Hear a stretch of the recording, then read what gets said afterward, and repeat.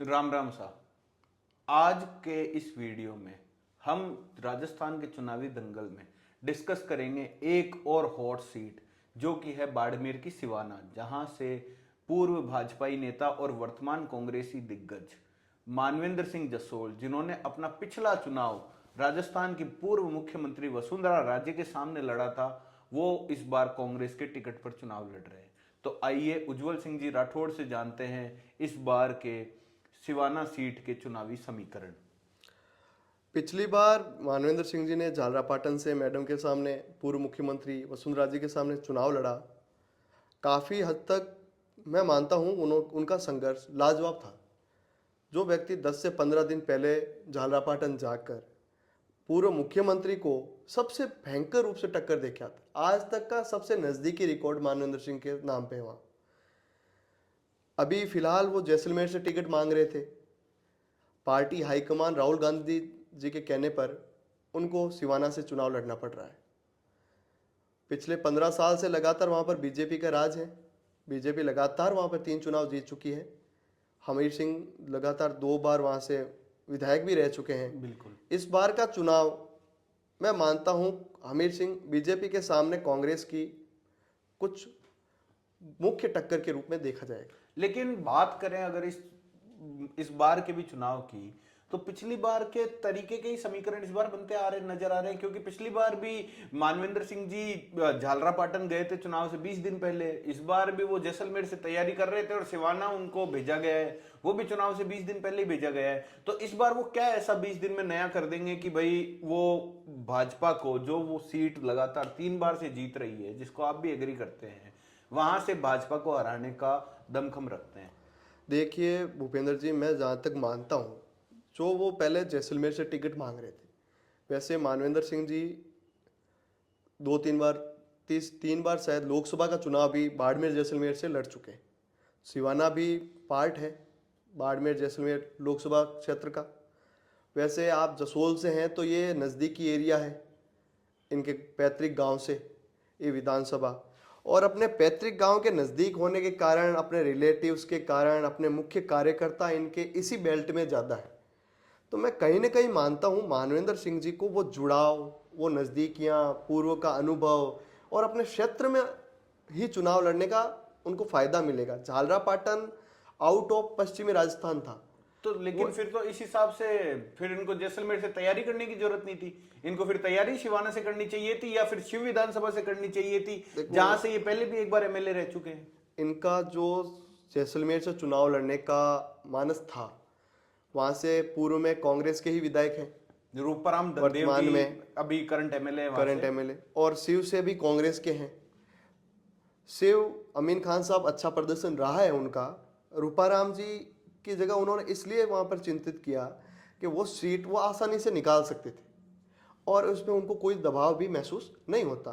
क्यों, जैसलमेर विधानसभा से वो जितनी बार भी लोकसभा का चुनाव जब बाड़मेर जैसलमेर से लड़ते थे तो 40 से 50 हजार की लीड उनको वहाँ से मिलती थी। तो बिल्कुल मिला के बात ऐसी है कि मानवेंद्र सिंह जी खुद के लिए जैसलमेर को एक सेफ सीट के रूप में कंसिडर कर रहे थे। तो लेकिन मेरे हिसाब से एक अच्छा राजनेता और एक राजनेता जो निखर कर आता है, वो अगर किसी ऐसी सीट से चुनाव लड़े जो सेफ सीट है, तो फिर तो उसके राजनीतिक निखार की क्या बात है। फिर तो वो तो वहां से तो कोई भी चुनाव जीत जाएगा। तो अब जैसे पार्टी हाईकमान की इच्छा हुई, पार्टी के नेताओं ने कहा, कार्यकर्ताओं ने कहा कि आप सिवाना से चुनाव लड़िए। मानवेंद्र सिंह जी ने इसी बात को भी सशर्त स्वीकार किया, चुनाव में उतरे। कई पार्टी के कार्यकर्ता नाराज हुए, उनको मनाया गया, उनको वापस लाया गया, पार्टी को एक स्तंभ पे मजबूत किया गया। पिछली बार की स्थिति में इस बार कांग्रेस वहाँ पे बहुत अच्छा प्रदर्शन करेगी। जो कांग्रेस के मूल कार्यकर्ता हैं, जो कांग्रेस के पुराने अनुभवी लोग हैं, उन सब का एक रूपता के साथ मानवेंद्र सिंह जी के साथ झुकाव है। आज बीजेपी का जो लगातार जीतना, वोट बैंक में उतार चढ़ाव आते रहते हैं। आप अगर सत्ता में लगातार बरकरार हैं तो आपके विरोधी उतने ही ज़्यादा पनपेंगे। हमीर सिंह जी ने पूर्व में कोई इतने विशेष कार्य नहीं कराए, एक जाति विशेष की राजनीति की, एक आपसी गुटबाजियां उनकी चलती रही, उनसे बीजेपी के भी कई लोग नाराज रहे हैं। उनके जो कार्यशैली है उनमें भी कमी है। वो नई योजनाओं, नए तरीके और नए आयाम सिवाना के लिए नहीं ला पाए, विधानसभा में उन्होंने मांगे नहीं रखी। ये मुख्य मुद्दे हो सकते हैं। सिवाना एक ग्रेनाइट क्षेत्र में भी आता है, भौगोलिक रूप से देखा जाए तो एग्रीकल्चर लैंड वहाँ पर सबसे ज़्यादा है, प्राकृतिक सौंदर्य के रूप में पीपलूद है जहाँ जो सेकेंड माउंट आबू है अपने राजस्थान का कहलाता है। अगर आप पर्यटक रूप से इसको बढ़ाना चाहते थे तो सिवाना की किले को अलग अलग प्रकार से आप इसको आगे बढ़ा सकते थे, पर वो मुहिम ये नहीं ला पाए। पूर्व में जब जसवंत सिंह जी बीजेपी में हुआ करते थे तो वे सिवाना के किले को पुनरुत्थान कराने के लिए उनको फंड देना, चाहे सिवाना क्षेत्र के अंदर नदी बांध नाले वाल बनाने का कार्य करना, बिजली ग्राउंड, मानवेंद्र सिंह जी ने स्पोर्ट को ग्राउंड को लेकर भी वहाँ पर कई बार प्रयास किए हैं। ये महन मुद्दे हैं वहाँ पर मानवेंद्र सिंह जी के। जरूर कठिनाई रहेगी, 20 दिन में उनको संपर्क ज़्यादा करना है, दौड़ भाग है, पर पार्टी की एक रूपता जो खामियाजा पिछले चुनाव में पार्टी ने भुगता है अपने ही विरोधियों का, वो इस बार नहीं देखने को मिल रहा है। पार्टी मजबूत होके, एक साथ होके, कार्यकर्ता एक दूसरे को कंधे से कंधा मिलाकर मदद कर रहे हैं। इस हिसाब से देखा जाए तो मानवेंद्र सिंह जी ये सीट निकाल सकते हैं। लेकिन एक चीज बताइए कि मानवेंद्र जी के जो पिताजी थे, जो आदरणीय जसवंत सिंह जी जसोल थे, वो एक तरीके से जनता दल या भाजपा के संस्थापकों में काउंट होते थे, जिनकी लाल कृष्ण आडवाणी और अटल बिहारी वाजपेयी, मुरली मनोहर जोशी सरीखे नेताओं में गिनती होती थी, जो भारत के विदेश मंत्री भी रहे हैं, रक्षा मंत्री के पद पे भी रहे हैं, वित्त मंत्री के पद पर भी रहे हैं। तो आखिर इतने बड़े राजनीतिक परिवार से आने के बाद भी ऐसा क्या कारण हो गया कि मानवेंद्र सिंह जी को भाजपा का दामन छोड़कर कांग्रेस का साथ लेना पड़ा? देखिए भूपेंद्र जी, जिस प्रकार से जब ये घटनाक्रम हुआ था तब मानवेंद्र सिंह जी शिव से एमएलए थे 2013 में। बिल्कुल। ये घटनाक्रम में अगर देखा जाए तो कहीं न कहीं वसुंधरा राजे से उनकी नाराजगी को लेकर हो, पार्टी के हाईकमान बीजेपी और मोदी चाहे अमित शाह के नेतृत्व में जब इस बात को लेकर उनके सामने बात पहुंची तो उन्होंने कहा कि आप पूर्व सीट दार्जिलिंग से ही चुनाव लड़ लीजिए। पर जसवंत सिंह जी ने कहा मेरा अंतिम चुनाव है, अब उम्र भी हो चुकी है, तो अंतिम चुनाव मैं अपने घर से लड़ना चाहता हूं, अपने परिवार के लोगों के लिए कुछ करना चाहता हूं। ये उनकी इच्छाएं थी जिनका दमन वसुंधरा राजे ने किया। और इसी का खामियाजा है कि पश्चिमी राजस्थान में बाड़मेर जैसलमेर के राजपूतों में अगर बड़े नेता के रूप में देखा जाए तो मानवेंद्र सिंह जी का नाम आता है, जसोल परिवार का नाम आता है। आज वो बीजेपी को छोड़कर कांग्रेस में है। पिछली बार विधानसभाओं के रिजल्ट इसी के कारण उल्टे हुए थे।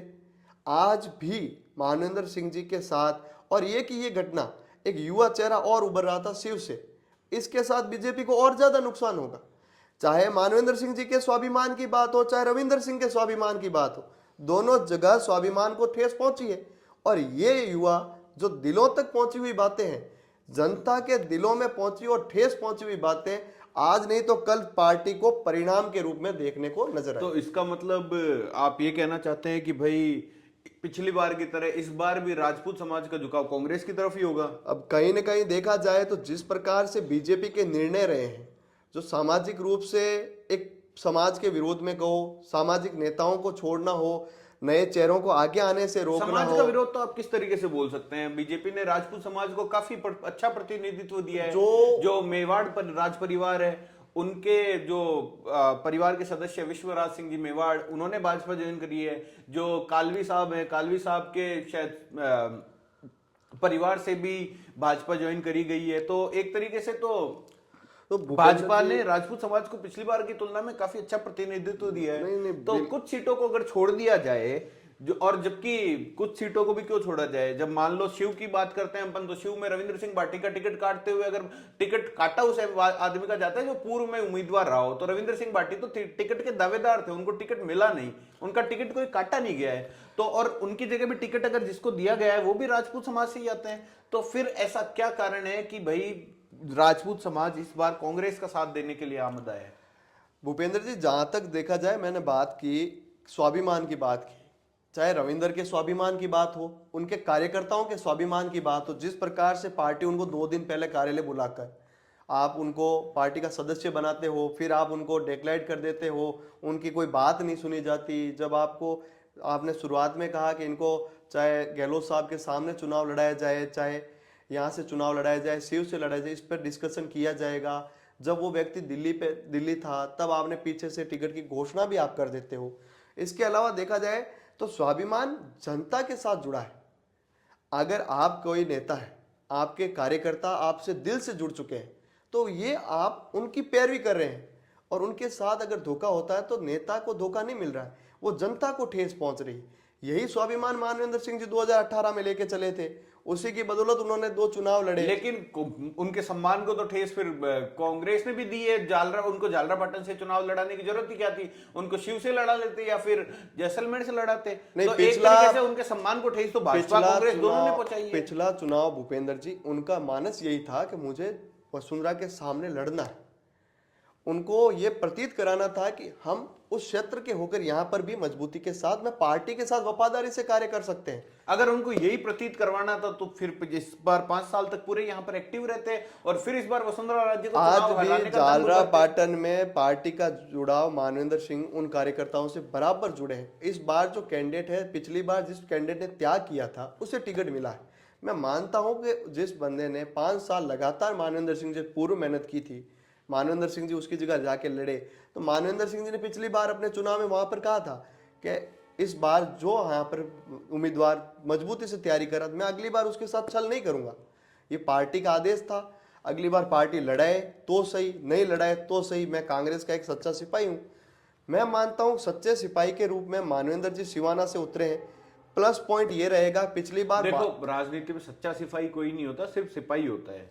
सच्चे सिपाही तो फिर मानवेंद्र जी के पिताजी भाजपा के भी थे, तो फिर अगर सच्चाई की बात है तो फिर इनको भाजपा के लिए समर्पित रहना चाहिए था। सच्चा तो सिपाही मत बोलिए आप, सिर्फ सिपाही मानवेंद्र बोलिए। सिंह जी के पिताजी जसवंत सिंह जी पूर्ण रूप से अगर सच्चे सिपाही के रूप में देखो आप उनको, उनके सारे चुनाव लगातार देखिए आप बीजेपी से रहे। लास्ट में भी उन्होंने कोई पार्टी ज्वाइन नहीं की, निर्दलीय चुनाव लड़ा। अगर चाहते तो कांग्रेस से टिकट लेके एमपी का लड़ आप लेते। निर्दलीय लड़के भाजपा का नुकसान करवाओ या फिर किसी पार्टी को ज्वाइन करके करवाओ, तो नुकसान तो आपने पार्टी का ही भाजपा को करवाया। नुकसान कराना भूपेंद्र जी, आप अगर संगठन से किसी न किसी कारण से है ना, मनभेद और मतभेद में फर्क होता है।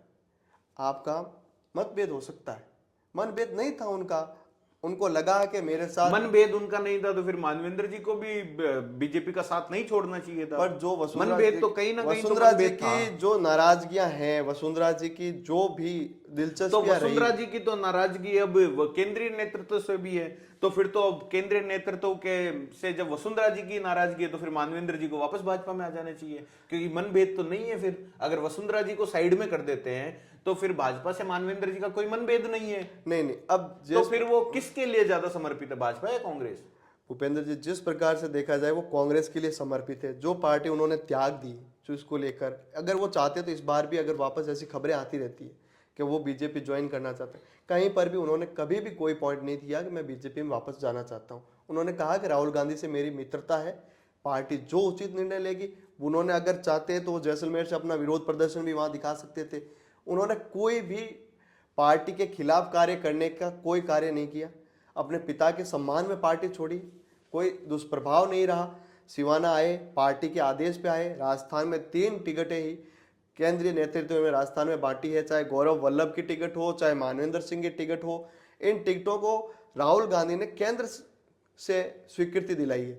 अब पार्टी की मान सम्मान के लिए मानवेंद्र सिंह जी वहां मैदान में, अपने स्वार्थ के लिए होते तो वह वहां पर निर्दलीय नामांकन भरने की तैयारियां करते, अपने कार्यकर्ताओं से विरोध प्रदर्शन करवाते। पार्टी के लिए मजबूत कार्यकर्ता रहे हैं, पार्टी को आगे ले जाने की सोच है और पार्टी ने भी कुछ सोच समझकर टिकट दिया है। सिवाना राजपूत बेल्ट है, तो राजपूत बेल्ट में 15 साल से कांग्रेस लगातार हार रही है, उसको जीत में कैसे कन्वर्ट किया जाए। पिछली बार कांग्रेस के बालाराम जी 900 वोटों से हार गए थे, जो कांग्रेस के निर्दलीय उम्मीदवार थे।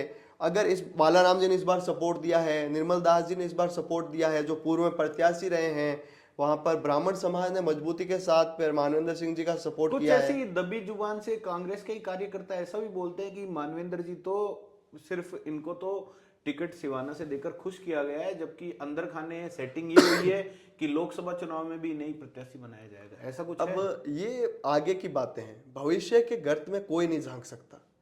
ये भविष्य है, विचार है लोगों के, ये पार्टी डिसाइड करेगी, हाईकमान डिसाइड करेगा कब मानवेंद्र सिंह जी को कहाँ उतारना है। अभी पार्टी ने डिसाइड सिवाना से किया है, सिवाना में वो मजबूती रख रहे हैं, लगातार डोर टू डोर कैंपेनिंग कर रहे हैं, अपने आप को मजबूती के साथ दिखा रहे हैं, पार्टी के कार्यकर्ता मजबूत है और पहली बार कांग्रेस इतनी वहां मजबूत नजर आ रही है।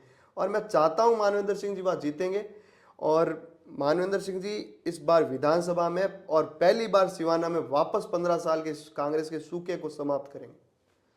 चलिए, मानवेंद्र जी को हमारी तरफ से बहुत बहुत हार्दिक शुभकामनाएं, उज्जवल राजनीतिक भविष्य की कामनाएं।